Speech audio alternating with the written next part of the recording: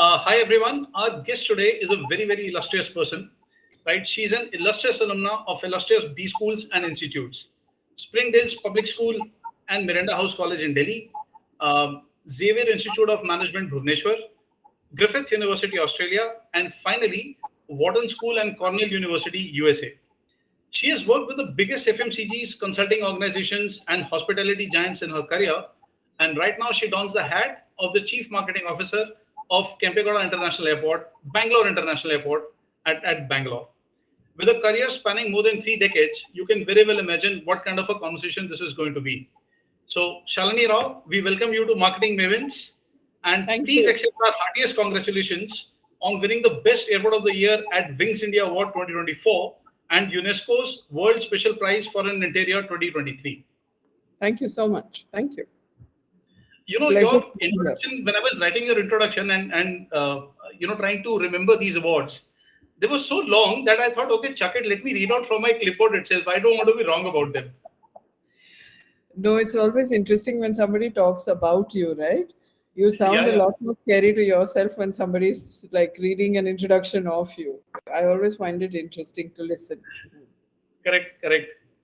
Okay, so let's begin with the much spoken about Terminal 2, right? And also it's a story which is very close to your heart. So quoting you, and I'm quoting you from the interview that is published on the airports and your LinkedIn page. We are hoping that this airport brings out the explorer in you, the desire to get to know a little bit more.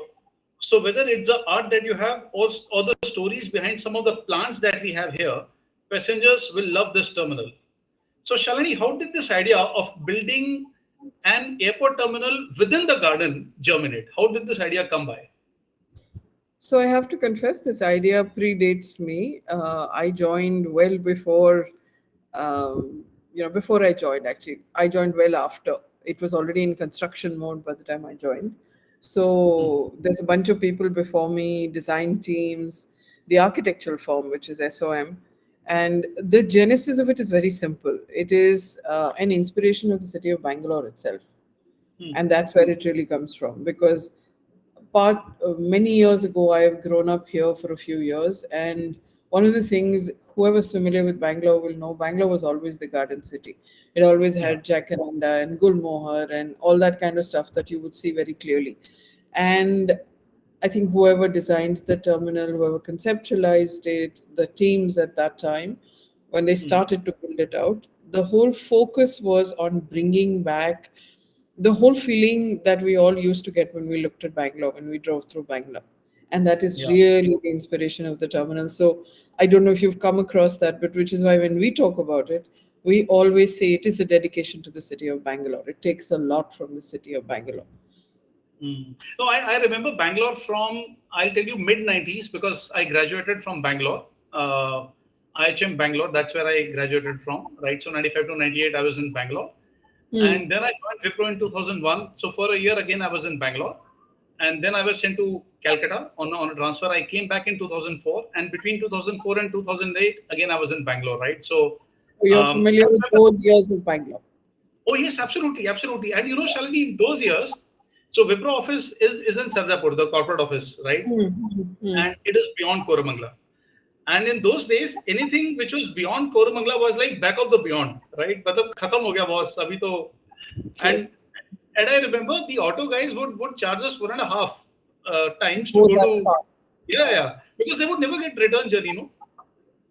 True. So beautiful place and beautiful times in Bangalore.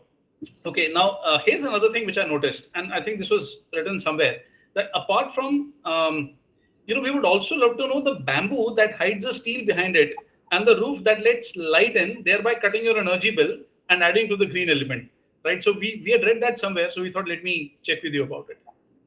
So, the terminal is built on 4 principles. I'm going to sound a little PR-ish when I say this, but the terminal is built on sustainability, being terminal in a garden, art and culture. Those are the 3 big pillars, and the last is technology. So when we talk sustainability, right from the moment that we started building this terminal, the whole design that the architectural firm and everybody looked at was one where you could actually live by your promise of sustainability that you did. So whether it's the bamboo cladding that you see, whether it's the skylights that you see in the air, which allow you to run a large part of the day. If the sun is shining, you don't need to put on the lights. Hmm. And that's what gives us our energy saving. And the entire focus, whether it's type of construction, whether it's the kind of things we've done there, the design elements as well, the amount of green, right?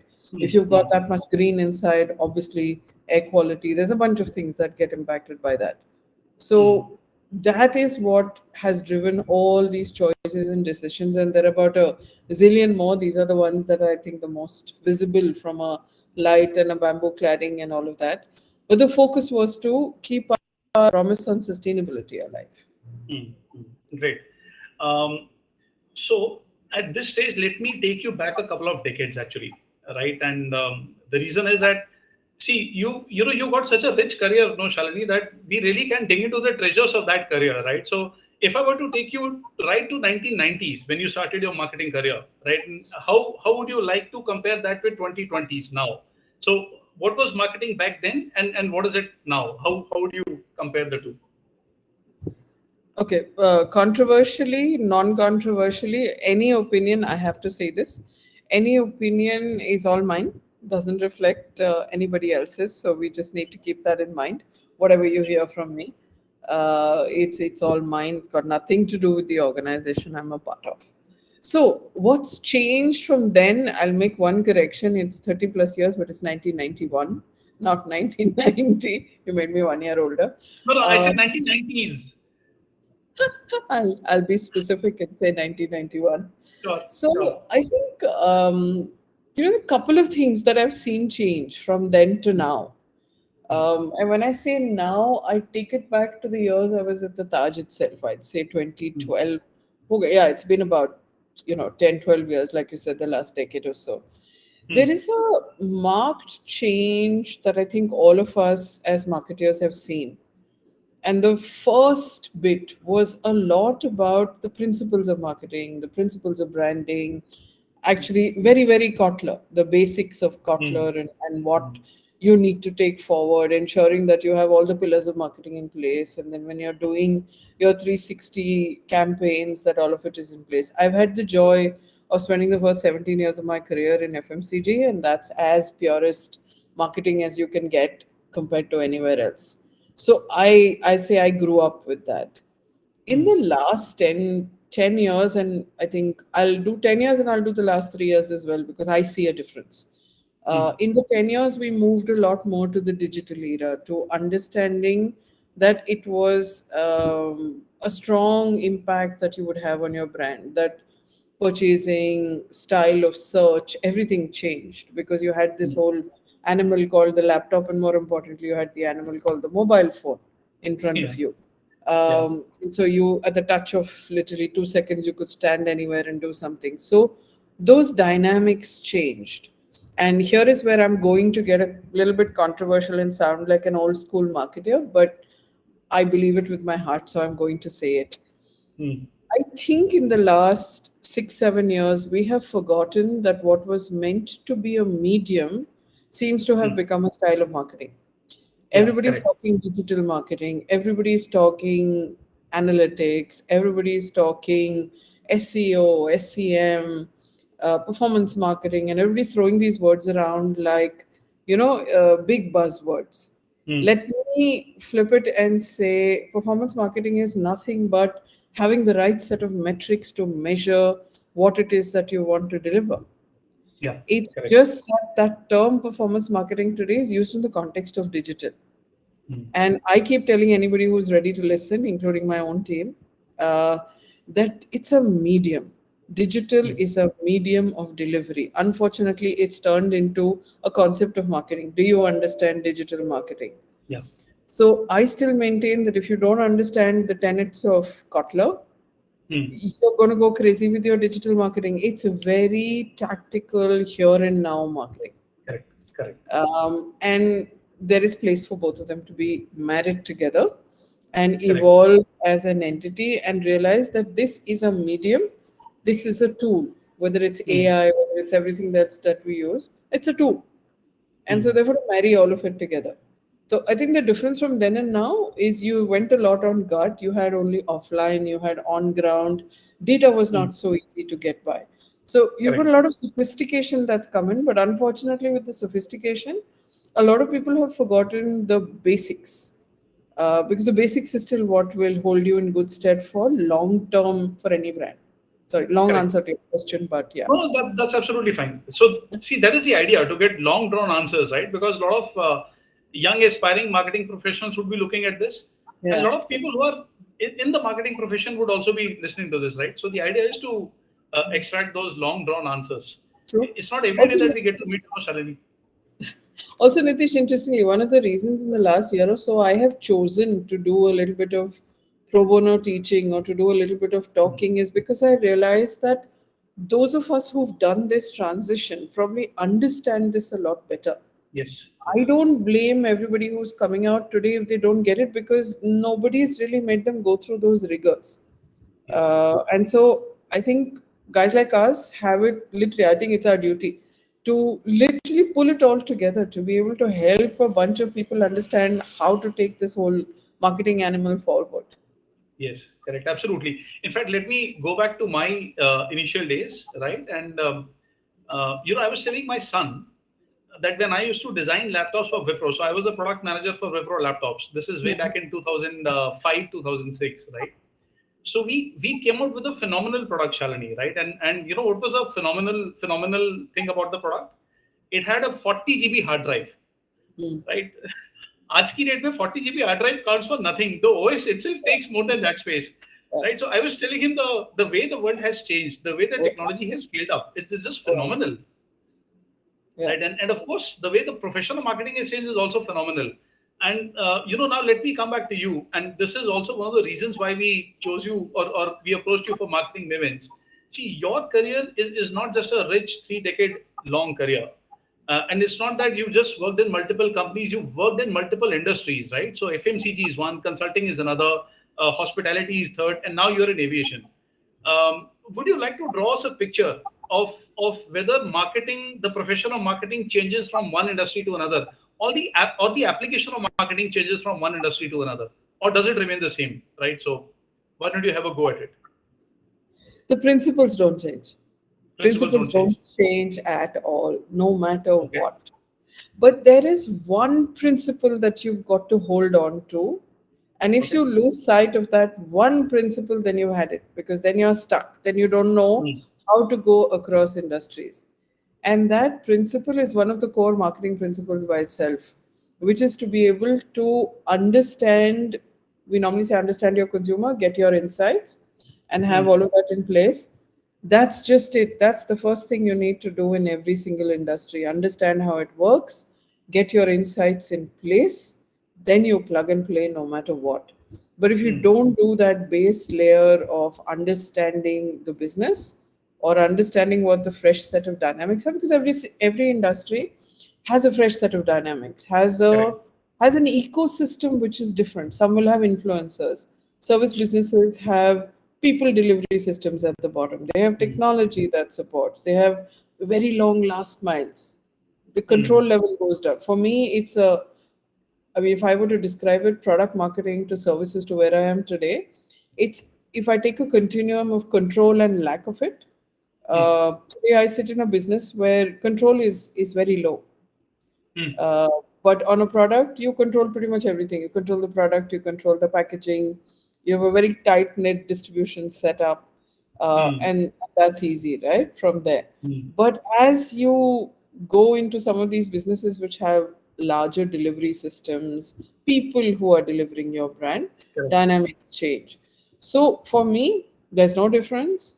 The only thing is to take your 3 months over the years, and because it's been so long, I think I take Mm, less and less. I think my first big switch was to hospitality. That took me 6 months to wrap my head around because going from product to yeah, service is very complex, very, very, very very good. complex. There are dynamics that you don't even realize exist.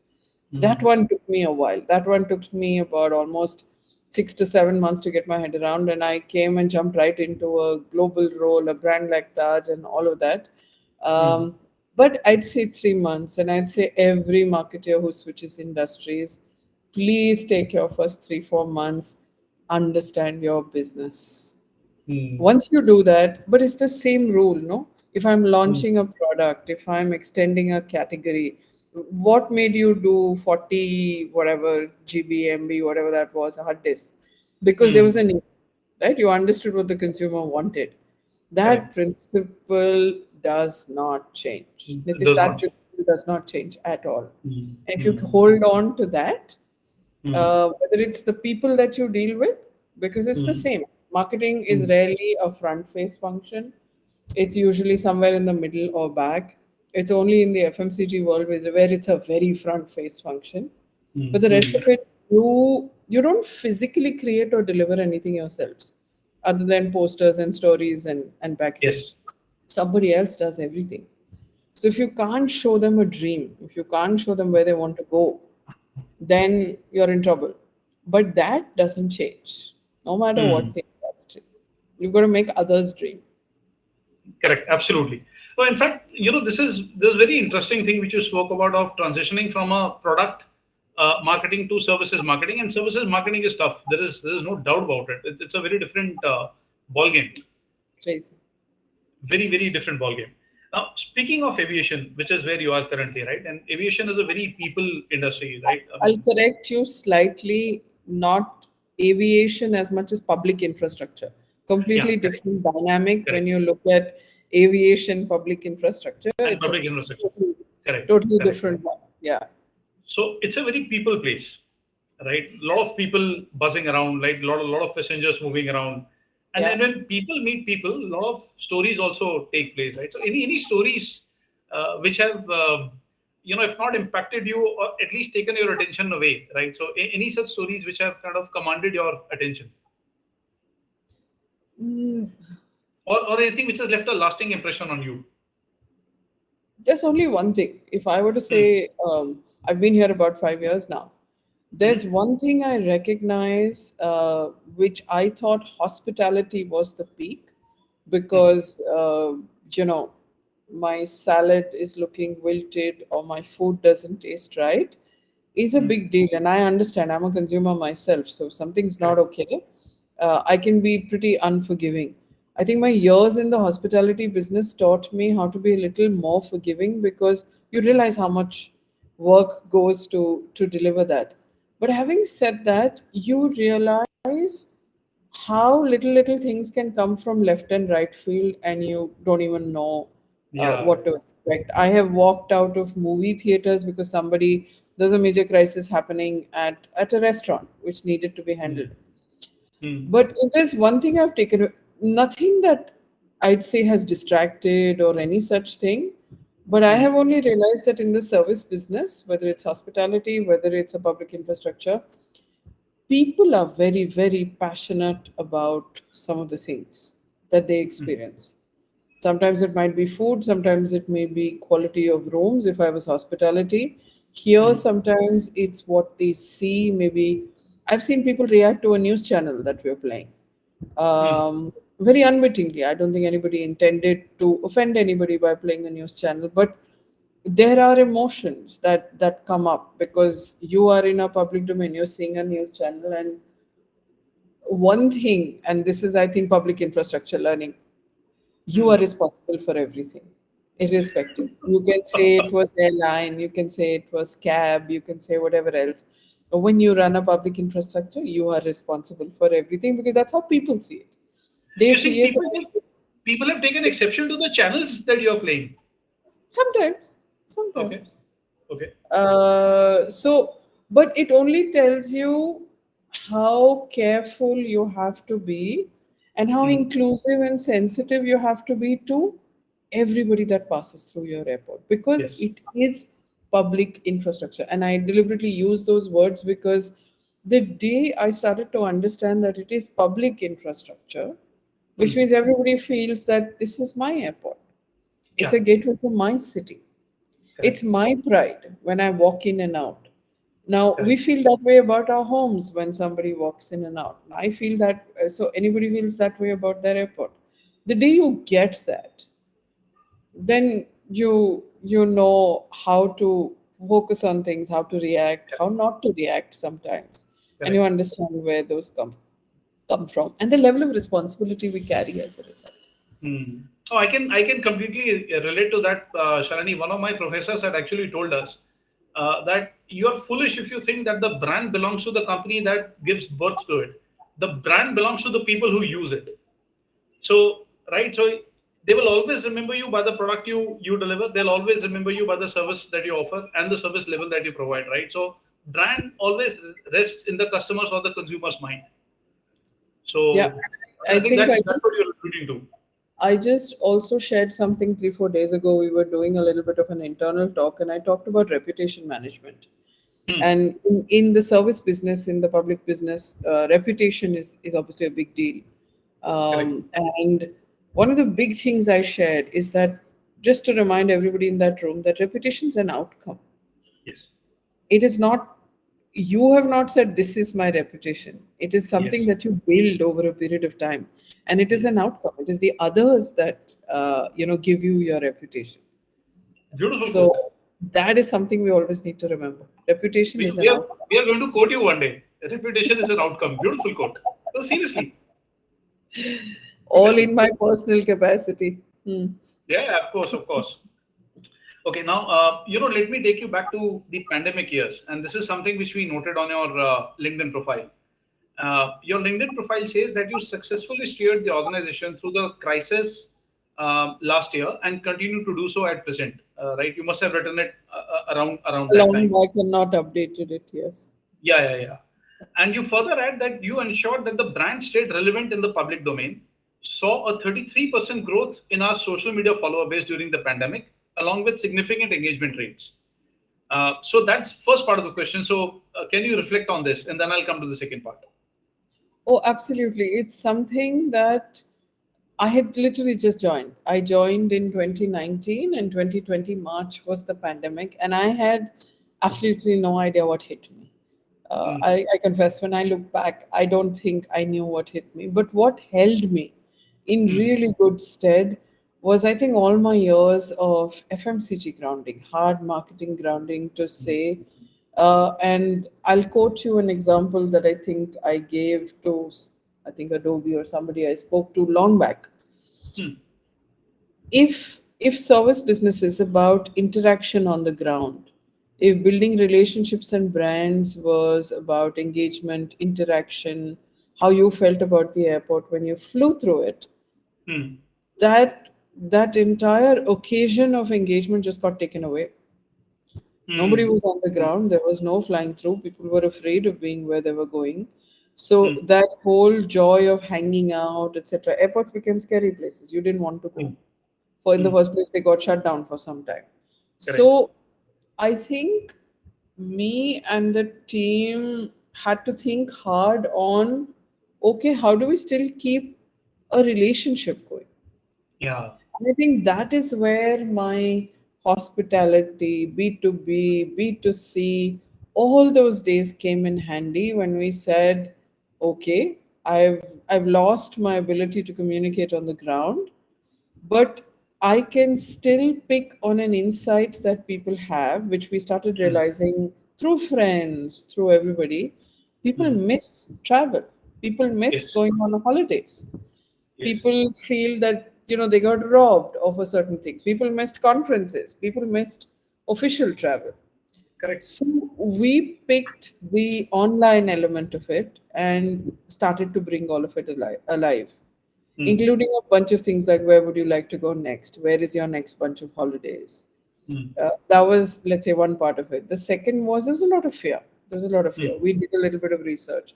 There was a lot of fear, and so reassuring people on. So there were myths at that time. Air conditioning systems spread the virus even more. So hmm, should everybody have ACs off? But hmm, what about an airport? So we put out a lot of information on that. Regulations were changing like crazy. I remember hmm. running an FAQ series. We said, okay, let's be the authentic voice so that everybody knows what is the quarantine, what is everything. So, uh, again, it sounds fantastic when I put it this way, but there is again one underlying principle. Hmm. Inside, we listened to what was happening around us, We Hmm. listened to our consumers and we listened to what was bothering them, and we just Correct. flipped our interaction on that basis. And Correct. because everybody was sitting home, they didn't know what to do with themselves. Obviously, online was an important way to engage. We just kept the airport alive in people's minds. If you ask me, that's Hmm. what we. Fantastic. Now let me come to the second part of this, question. You launched the brand website in March 2020, and the voice of BLR Bangalore as a property within the website, right? So tell us about that. This is just what I was talking about. This what you were talking. Yeah, This is correct. what I was talking about. When I said voice of Hmm. BLR, we put out a series of FAQs. We actually did films. We were one of the first airports to move into contactless boarding. But Hmm. everybody was afraid. Nobody knew how to do this.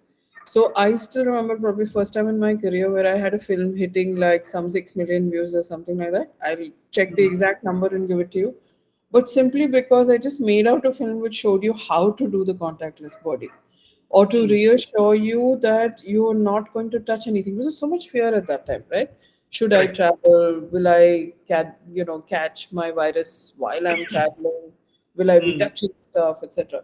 So we just did a series of information films. The website was literally the point where you could get your information, and Hmm. government also had its set of things that it did then. So anybody coming into the country, so all the airport websites were then linked if you had information on India that you needed. And we had our own piece that we would update the minute the regulation would come out, within about 6-7 hours max. I would use our WhatsApp groups to do it as well, because everybody would ask. The number of people who called me to ask, and that was the insight that we picked on, that people don't know. Hmm. Hmm. So we built that voice of BLR as part of that. We put the films up, we did all the clarifications on that. So was BIAL 911 also a part of this? While 911 is actually internal, we Okay. realized that while we're doing all this internally itself, people are not in the best of places, because we had families getting affected. Hmm. We had a lot with different variants happening, and um, interesting because we were a public essential service. So Hmm. while a lot of people stayed home, a lot of Hmm. us didn't stay home. Our Hmm. operations staff was there the day the airports were starting again. Staff Hmm. was back, and they were obviously exposed. They were worried, they were concerned. We were back, I think, uh, three to 4 days a week as leadership, all of it. But Hmm. so all of us were back, all of us were exposed. You're going into the terminal. Imagine you're in a Hmm. high traffic, high density movement environment. At that time, everybody was worried. So Correct. staff had their own set of questions on how to deal with it.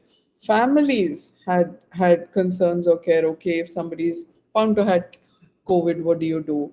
Some people Hmm. were very anxious, and it was getting in their way.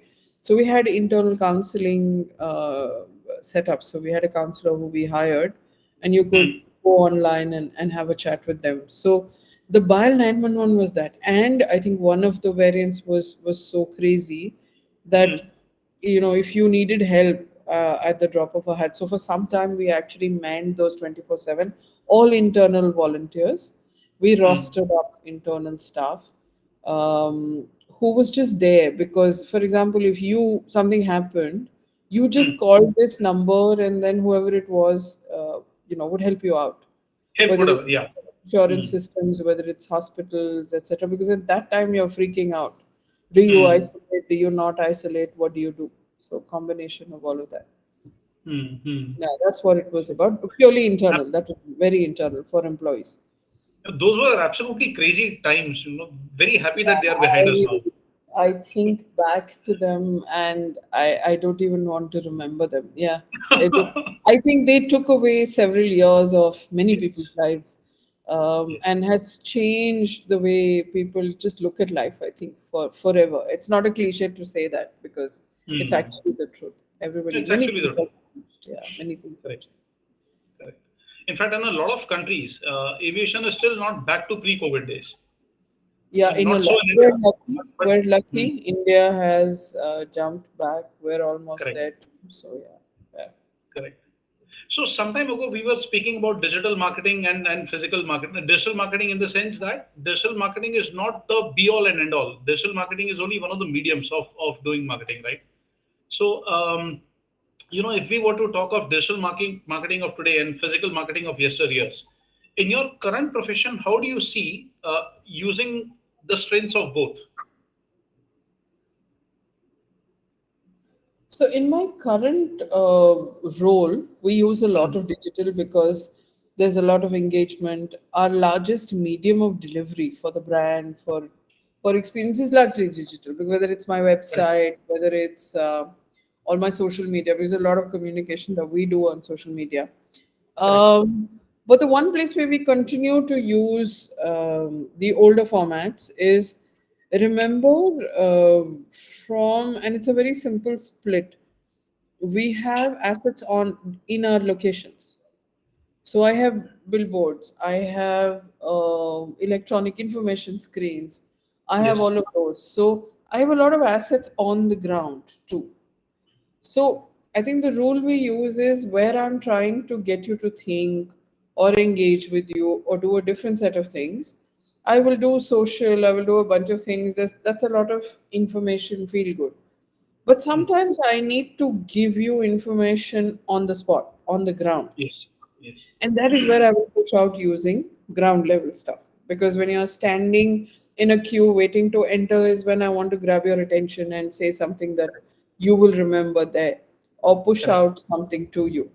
Um, and the third, which we use very heavily, and actually, before I joined, I never even thought about it. Um, because you're a look at us as a I think we're a mall, we're a restaurant, we're a bunch of things. Yeah, If yeah. you think of us in our avatar as a mall for a minute, Hmm, hmm, we need to engage. There are so many passengers there. We need to create a little bit of a buzz. So whether it's festivals, whether it's on ground activation, we do a lot of on ground events. correct, We encourage people to join us. So there's a bunch of things that we keep doing around Christmas or otherwise, around the Shara, all of those times. So correct, this on ground as well. So that's how it comes together. There's on correct, ground, there's digital. All of it comes together. I don't do in my current role. I don't do what traditionally we would do in even in hospitality because there's a lot of physical advertising that you did, correct, whether it's correct, magazines, whether it's whatever. I mean, I don't need to do any of that correct. in my current role. Yeah. Correct, correct, correct. In fact, airports are like small townships, Oh, almost like completely, small bustling cities. completely. And I guess people are seeing them that way. We're building our airports like that more and Mm, more. And so they have become destinations in their own rights. I mean, look at Changi, look at how we are trying to build out as well. Look at Hamad. I mean, I can keep quoting. There are many. okay, let's again go take you down the memory lane, right? What Okay. is the first fantastic problem that Shalini Rao, the young marketer, solved for her for her organization? Hmm. What is that first problem that she worked on? Good Lord.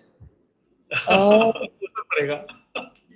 no, I have one or two favorites, but since you Okay, say first, so uh, let's begin with the favorite one. Let's go with the favorite one. I have two favorites. Sure, why not? Um, One goes back to actually fairly early in the career. This was Captain Cook when we were launching Captain Cook Atta Okay, as an extension of Captain Cook Salt. okay, And we were just not able to crack the message. We were not able to crack the communication. Basically, we were not able to open the market. We couldn't figure out sure. what would make somebody not in today's day and age. When I say this, people will think I'm crazy because everybody buys packaged data today. Yeah, But I'm talking 90, 95, 96. correct, Nobody bought packaged data then, correct, and they correct. didn't want to, and there was a lot of suspicion around it. Mostly it was So, chakki atta. So you must be fighting with that yeah, chakki atta. Yeah, yeah. yeah, and So I every remember gully had. that. I remember running a communication which actually dissed the chakki atta, saying, you put your hand in, it doesn't look good. Oh my God, the kind of negative pushback we got. Uh, Uh, for me, I have a learning from that which I've never forgotten, which is mm, if you're launching a product, you're bringing something in, do not diss the current alternative. Do mm, not. Because mm. people have been doing it. You can't tell them that whatever you've been doing so far is wrong. Is wrong. Correct. It Absolutely. doesn't work. You get defenses up, all of that. Like even as human beings, somebody says, "Acha, this is not right," doesn't work. Mm, But I think the problem we solved when we cracked open that business for ourselves a little bit was how to communicate mm, the fact that this was a superior product without putting down mm, the existing practice. mm, And I know that advertising with FCB Ulka then, not FCB then, but Ulka then, mm. won us an award for category advertising. And that's, I think, very early days, one of the pieces I'm very proud of because Mhm. we went, if I'm not boring you, we went the farmer route. And I don't Okay. know, you still find the ad if you go Okay. back and see it. We actually personified a farmer who Okay. had come home after working at, sending this gehu out to Captain Cook Atta Wale to be precise. And he was Okay. really complaining of how they are so irritating, they're particular about the grain, they're particular about the quality, they drove him nuts, etc., etc. So Mm, communicating how particular we are about what we pick up and put into the atta, mm, and a little bit of a play where his wife actually fools him. He thinks he's eating chakki kata, and mm, suddenly he spots the pack and he stops. And he mm. says, he stops, and I think the final line, I'll never forget it. It's been so many years. Says, ठीक है, एक रोटी और देना. Ah, correct. I remember that. Yeah. एक रोटी और So देना. we really we broke it open with that. Okay. We definitely broke it open with that. So for me, that was one problem. Okay. The second one is again close to heart. Both businesses are close to heart actually, is pedigree. Ah, okay. Again, when we were getting people to look at dog food Ah, and try and understand how so it was going at a soft, small trajectory. And this I'm talking 2004, 5, mm, my days at Mars in Hyderabad. And again, insight based communication where we kept listening to a bunch of people and they kept saying, how do I know the difference? mm, And we knew scientifically and technologically that if you gave a certain kind of dog food, mm, just your dog's skin and coat, general health, performance would is far better, right? But mm, again, how do mm. you diss the current option and how do you present the positive option? It was a similar one, but yet in a very difficult place because your key customer who was eating your product can't talk, Mm, right? mm, Dogs are not mm. going to be able to tell you that I prefer this. And And the they'll never be able to express even in any other way that look they've loved this food. no, and also dogs by nature, greedy creatures, will want. I mean, I adore them, but they will give you this soulful look and say, "Give me some more food." So people are thinking, "Oh, they don't like the dog food. That's why they're asking." No, they want the pampering. I mean, they become one of you. So Correct. again, we used a very, I think in those days, a very local. We went Hindi for an MNC. It took a lot of convincing to not just follow the global, way we were communicating on healthy skin and coat for dogs. Or I remember the communication was doctors say dogs who have to have healthy skin and coat need to have pedigree. Nobody was buying because they're like, "Haan, theek hai." So we Correct. completely flipped it to two friends Okay. um, who one dog was very listless and so Chinky was very unhappy. So it literally went like that. Mm. And so it was a very colloquial, very physicality of the dog. And again, that cracked it That open. worked. The market grew and how. So yeah, if I were to pick two problems, I think those would be it. The third is another interesting. Sorry, I'm going to give you Mm. three. No, please go on. Please Was go on. We need as many examples as possible. The third is more about the distribution ecosystem, not Hmm. and the influencer ecosystem. And I think at my role in Mars and Pedigrees, when I understood how much of a role it plays, Hmm. because doctors, veterinarians, right? You will trust them. You will go and say, "अच्छा ये खाना खिलाऊं या नहीं?" And they Ah. will say, "No, I don't know." And we realized the "I don't know" came from the fact that most of our veterinarians in those years were not really trained on small animal nutrition. They were all trained on large animal nutrition. Ah. Right? Okay. Well, they're not. I mean, cows and buffaloes, and Correct. that's what they're all trained on. But Correct. dogs and what's required is a very Ah. different dynamic. So that is where, for the first time, I learned the importance of influencers, and then we started building their knowledge, Hmm. not with the view of saying recommend, but with the view of actually enhancing your capability within your clinics, what you had, what you didn't have, putting them through workshops and training, and helping them build knowledge that they never came to the table with in the first place. Hmm. Hmm. Hmm. So another important learning to, but again, commonality on all of them is just talking, listening, Hmm. figuring out what is getting in your way. So, which is why problem solving from that perspective always works.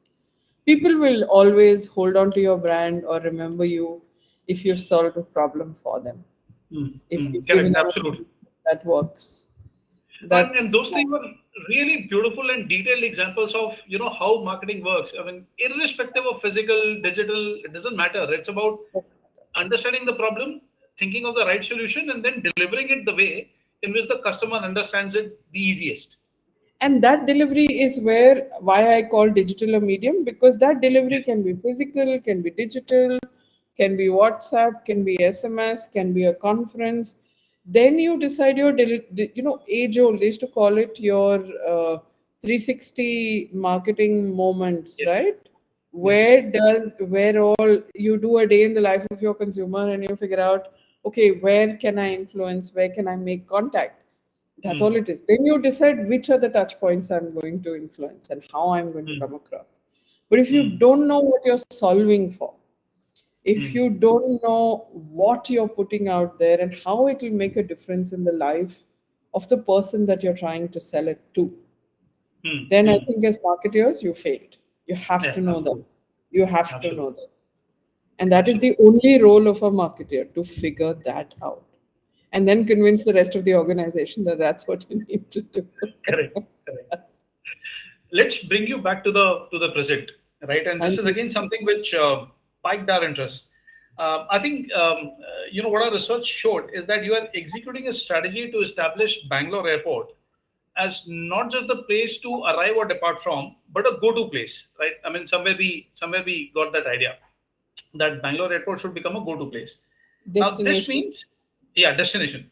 This means, I mean, no more a transit place, but a destination place, right? This means that you would have to step up from offering just a travel-based experience to offering the visitors a bouquet of a range of experiences.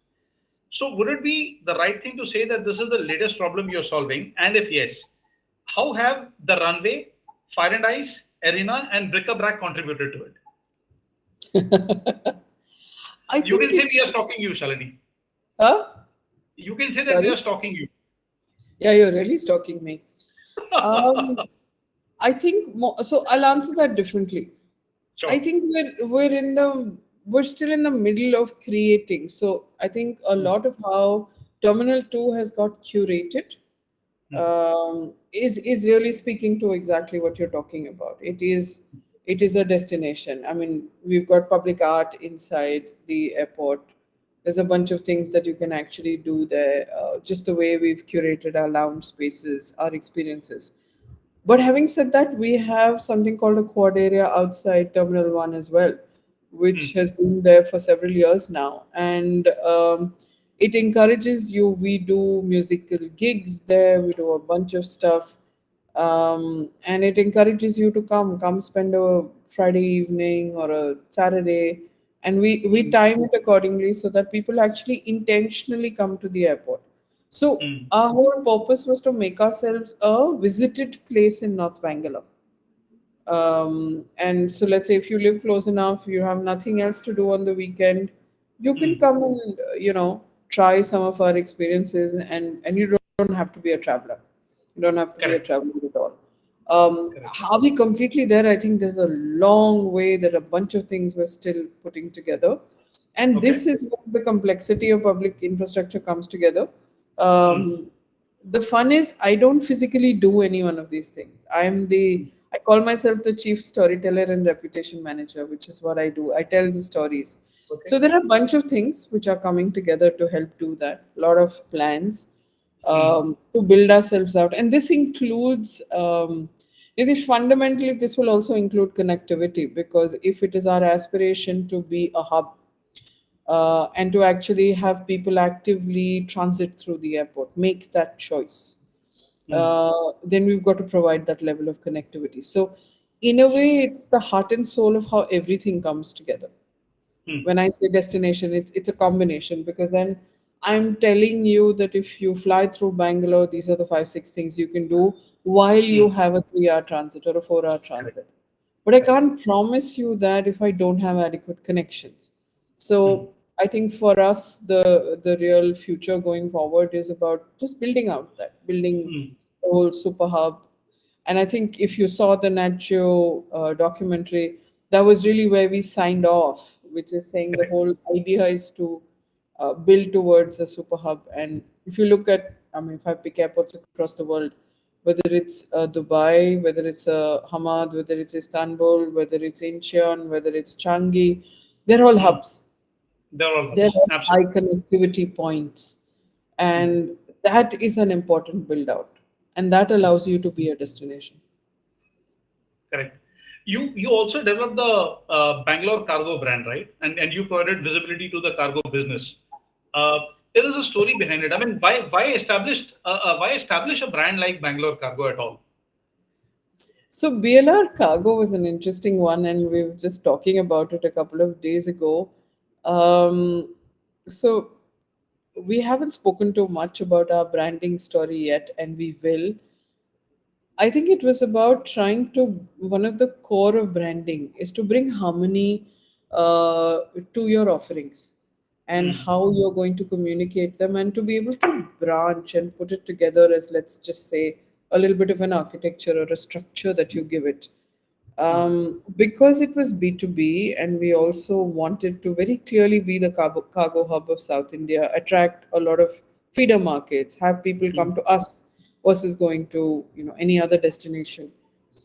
We just felt it would be very interesting to build out a cargo brand. And the Mm. fun is, you corrected yourself right at the beginning.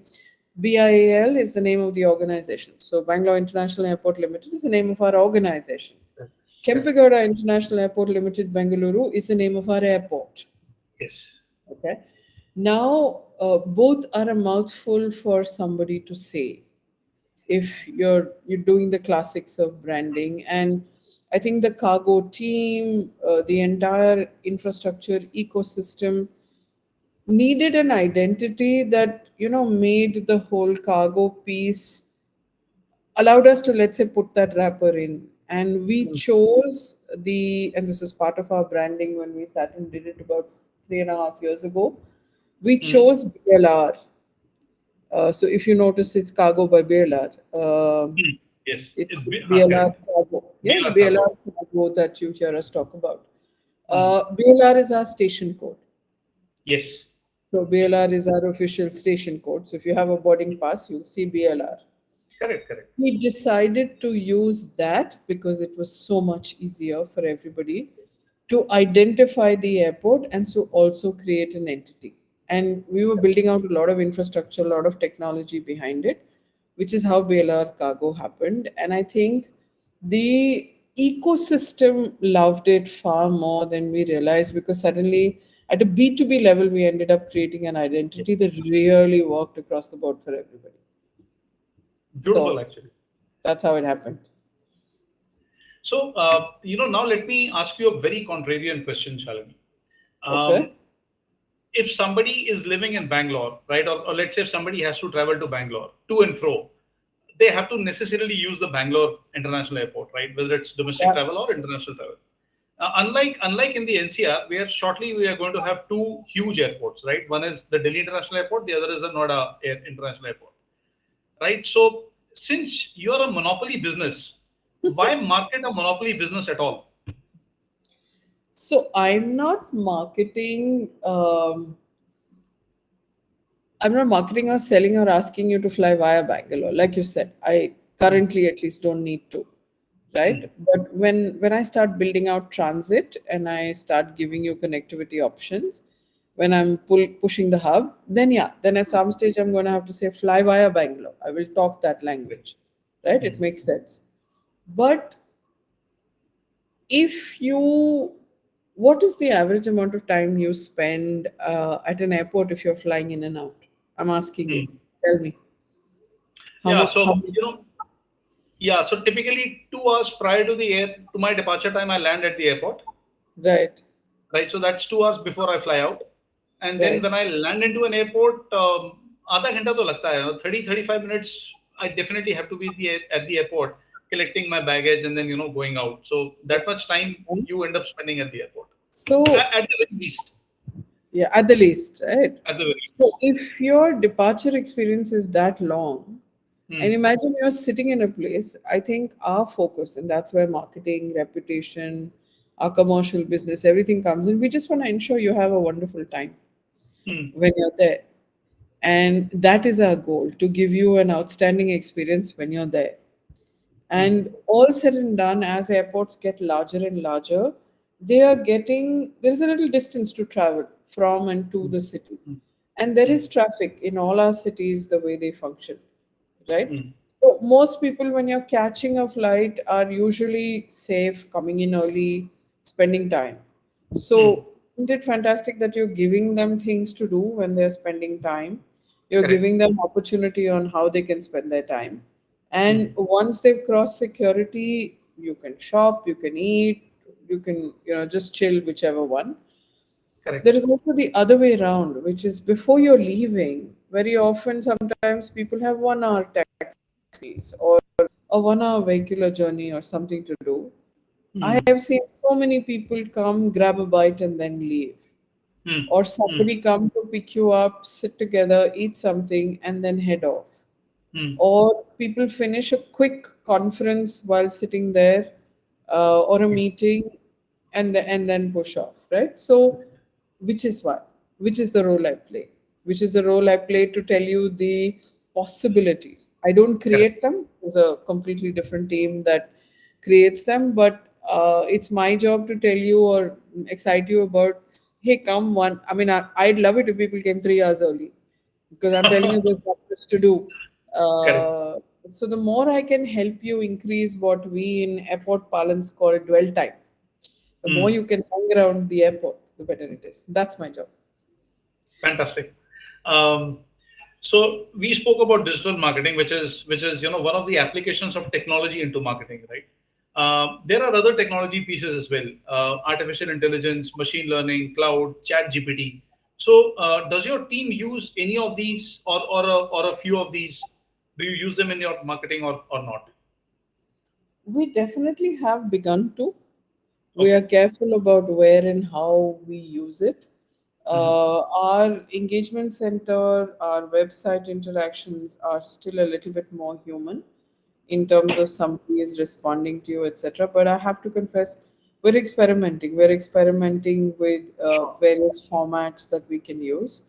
Hmm. From a pure, let's say, marketing perspective, I Hmm. have used AI for very quick turnaround. Let's say a 30-second video that I need to put out, which Okay. is an explainer video that I need to use. So I have used AI to do it because I don't need human beings.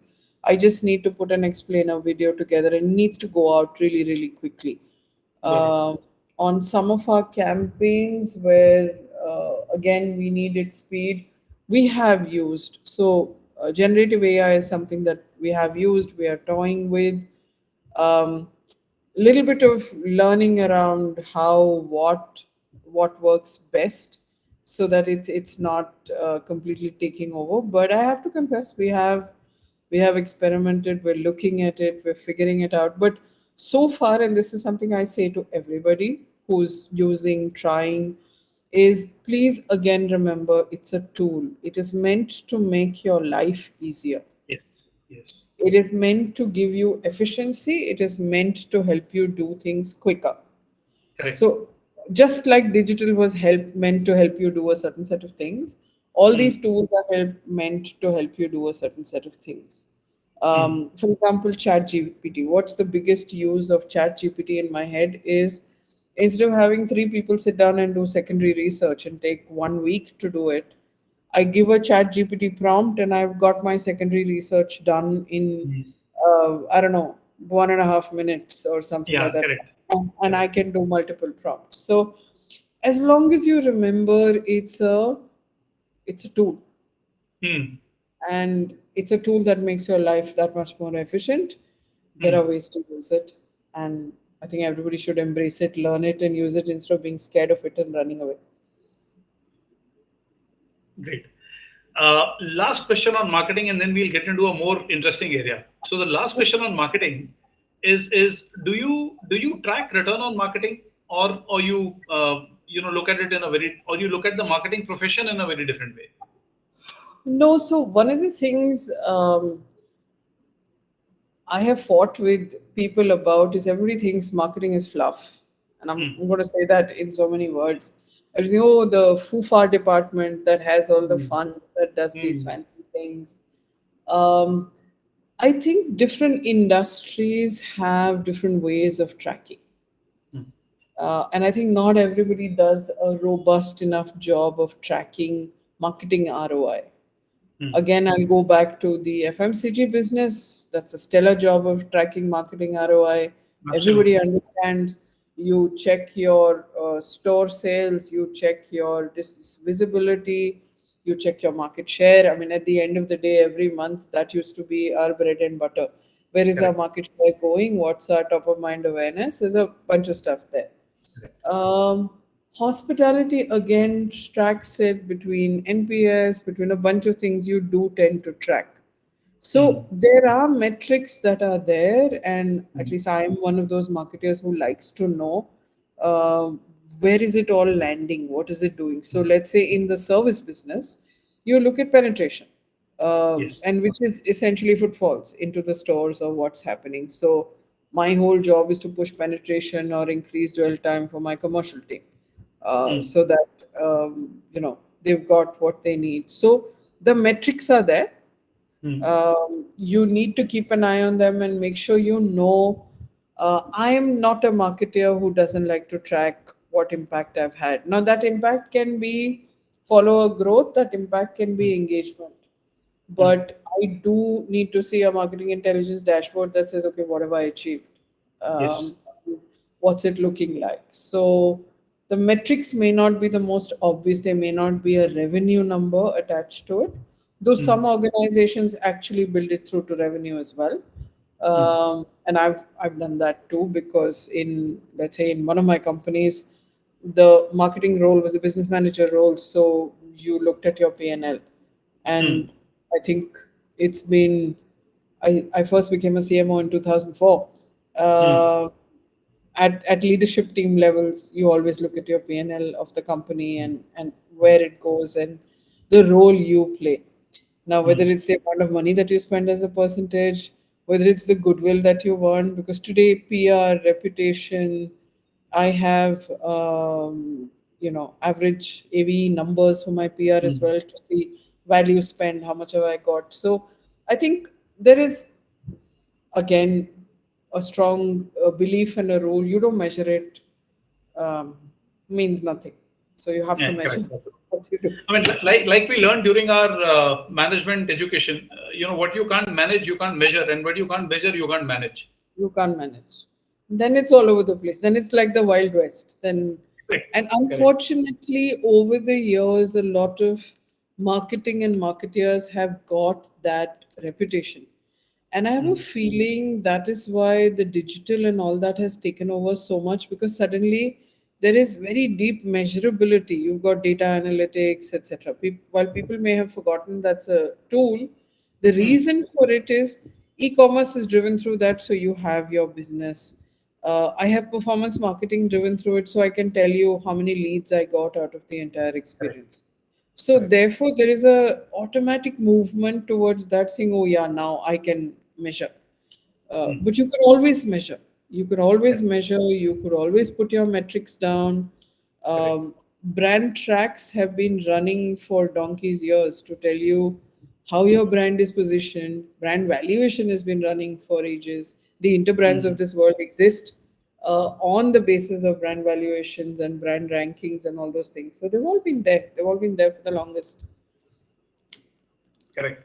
So, like I said, this was the last question around marketing. So now let's move to Shalini, the person, right? Now Um, you're moving into dangerous territory. Okay. okay. So we are living in an absolutely overly digital world, right? So how do you disconnect from your digital devices? I have a simple rule that I Hmm. follow.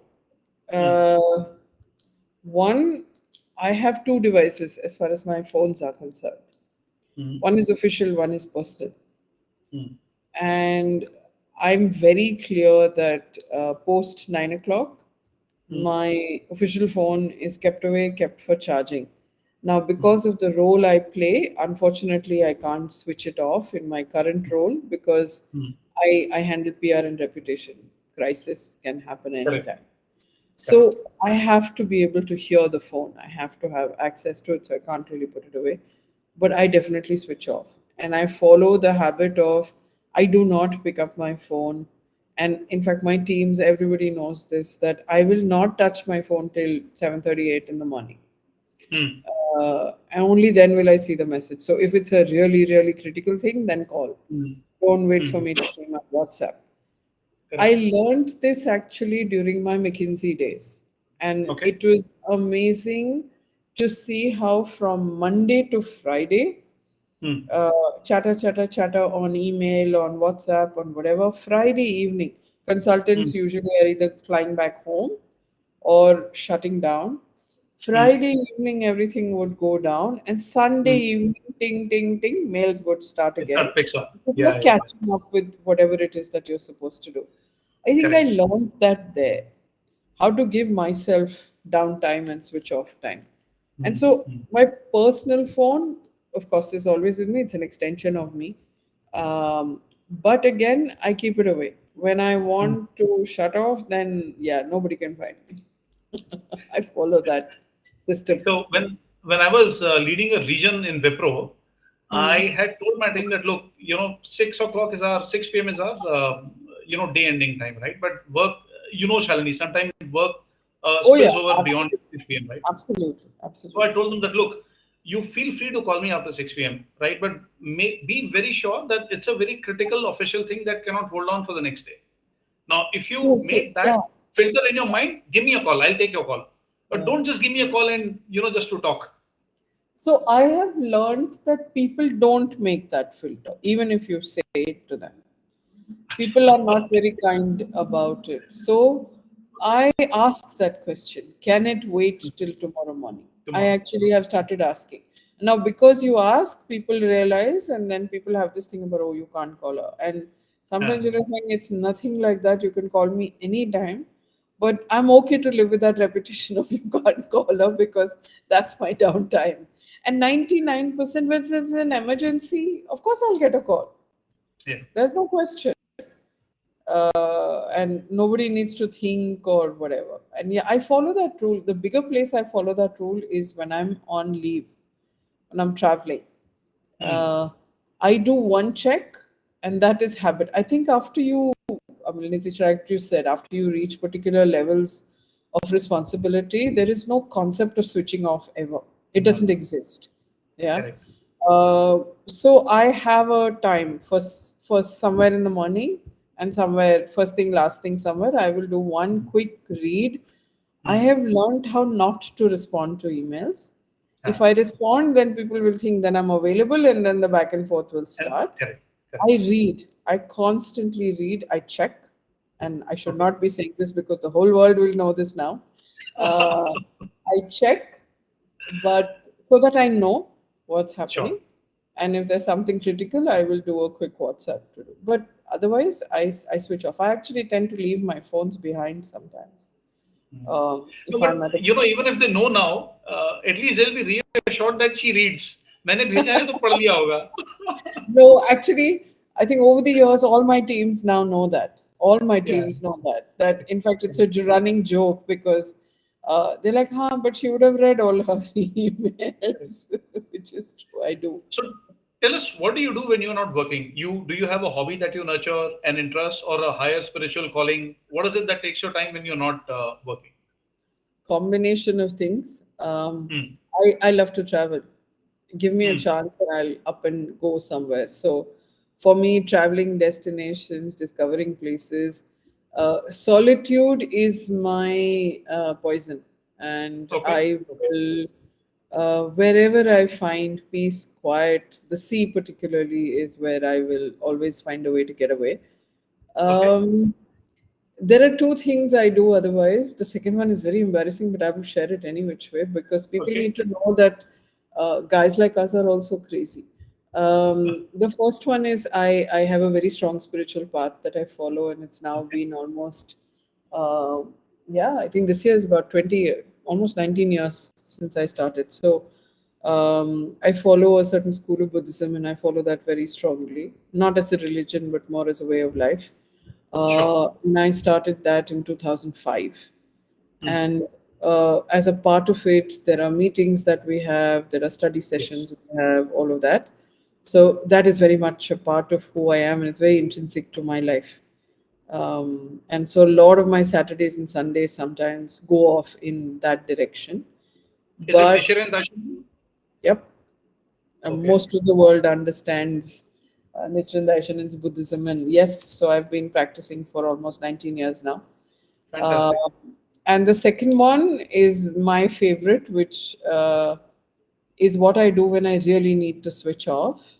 And but it's also dangerous because I am a binge watching Netflix junkie, Okay. and I Okay. can spend my entire weekend just immersed in a series and forget everything else. Okay. And that can go till 3 in the morning. So I do self discipline to ensure that I do this only on the weekend. But Okay. sometimes it's happened where I've showed up at work saying I'm very sleepy, and my team's asking me what happened. I was like, I was binge watching till 2. But that's my unwind. That's my Okay. complete unwind. Hmm. Because then I'm transported to a world that I'm not a part of. So it's a lot of Hmm. fun. In That's fact, my. my last question would have been about, where do you like to travel, and or do you like to travel? And you've already clubbed Oh, that with this one. yeah, if I Seaside and ocean is your thing, right? seaside and ocean is my thing. I'm not a mountain person at all. Okay. Seaside and ocean is my thing. There are two cities that call me back over and over again that I love to hang out and discover. One is Okay. London, the other is New York, both my Okay. favorites. Okay. But the sea, it's always Okay. the sea. If I have to come back refreshed, it's the Hmm. sea. And it's the Hmm. sea and it's solo travel. For me, Fantastic. I have to get away. It's a question a So lot of now, people ask me. Uh, so I'm single and I'm alone at home as well. So a lot of people say, but why do you need to go for a solo holiday? You live alone as well. I said, there is something about solitude and not correct. having people Correct. around and being away from your day to day environment. So for me, rejuvenation is sea and yeah, the sound of the sea. Give me that Hmm. and I'm good. Give me 2 days of that. I'm good and I'm back. So, that brings me to my second last question, which now becomes the last question. Okay. Uh, how do you like consuming content? Is it the old-fashioned reading the book way, or digitally you consume your content? It's a very interesting question. If you'd asked me this 2 years back, my Hmm. answer would be different. And I'm a Okay. little horrified right now at what I'm seeing. And I think that's the problem of what's happening with the amount of digital content. Hmm. Cognitive ability to absorb anything beyond the 45-minute format, which is the series and stuff like that, Hmm. has really gone down. has gone down, and I see this in the last 2 years. Till about 2 years, a year and a half ago, I think, year and a half ago, I used to read consciously, and I love reading. I used to be a crazy reader, and I Mm. would read. It would, I think 5 years back is when I switched from a book in hand to a Kindle. Mm. Uh, Okay. but a Kindle, because Ah, again, I like to be able to leave a phone aside and not be reading yes. from it, or maybe an iPad now because that works the same way. But sometimes even Mm. switch off the iPad and only Kindle because that's pure book. Mm. There's Yes. nothing else to it. Correct. I still do a lot of. I love the smell of books. I love the idea of having books. So Correct. I slowly started getting back. I realized that I'm not reading the books on my Kindle anymore. Mm. So I've gone back to buying books. Okay. And I'm rediscovering that phase, which I had totally left behind, of actually sitting and reading a book, Okay. especially when So I'm what? flying, etc. So yeah, that's So now let me ask you a very teeny weeny question. Although I promise this is going to be last, but since you're talking books, what kind of books do you like to read? oh my god. Um, Content consumption for me is all fiction, drama, uh, who done it, legal, that kind of Okay. stuff. So my Okay. books are also the David Baldacci's, the Vince Flynn's, the Mike Greenys of the world. Those are the books I read. I Fantastic. have to have a quick thriller, and the book has to grab me from page two. So a mystery is always what is stuff I'm reading. Fantastic. I don't read serious stuff. I don't watch serious stuff. It's a very rare occasion that I do, because I Okay. think life itself has so much of it that we do. For Mm. me, reading, and so all content consumption for me is wind down and switch off the mind. And so Sure. therefore I want entertainment, I want lack of reality, all of it. I have to So do tell you you? this, even though you didn't Sure. ask Sure. this question, but I must tell Please. you this. Many years ago, when we were much younger, my father used to say this to me, and I used to say, Mm. like, there's those are the days, no, when you're teenagers, you're reading Ayn Rand, you're Mm. reading very serious philosophy, and you want to talk about it, you want to Mm. watch it, you want to see Mm. dark stuff on TV. There's a lot of all of that. And my Mm. father used to say, I'm not watching any of this. And I used to say, what's wrong with you? How can you not watch? And he used to say this to me when I come back from work and when I have a crazy, schedule of dealing with people, etc. I just, if I'm watching something, it has to be fictional. There has to be Mm. no reality. It has to be entertaining. It has to take my mind away from stuff. And Mm. I often remember him because I've realized I now do exactly the same thing. I just don't give me serious art. Somebody tells me, watch this, it's really meaningful. I said, no, meaningful content, really, I'll read it, I'll read a synopsis or tell me what it's about. I don't want meaningful content. There's enough meaning in life. Correct. Entertaining content चाहिए.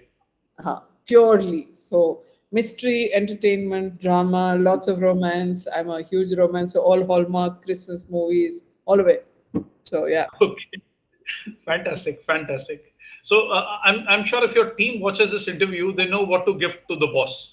Oh, they already know. My team Uh, knows me pretty well. I'm okay. fairly open like that. So yeah. Great, Shalini. We've been speaking for the last 1 hour and 20 minutes. I don't know if you've realized that or not, I right? But have. it's been I did But check the it's time. been really fantastic. It's been really, really fantastic and very insightful. Right? I'm sure all the I experiences hope that you so. shared. In fact, when people start sharing experiences, when senior leaders start sharing experiences, the experiences are worth their weight in gold.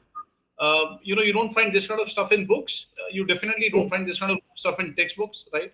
It's only through these interactions that we can learn. Yeah. So thanks a lot for your time. And we'll let you Thank go you. only with the promise that, when we want you back, you please come back on the show. Anytime. And thank you for asking. Thank you for asking these questions, because sometimes it's also fun to articulate them yourselves and think about Yeah. it. And we don't do that enough. So Thank you so much. thank you.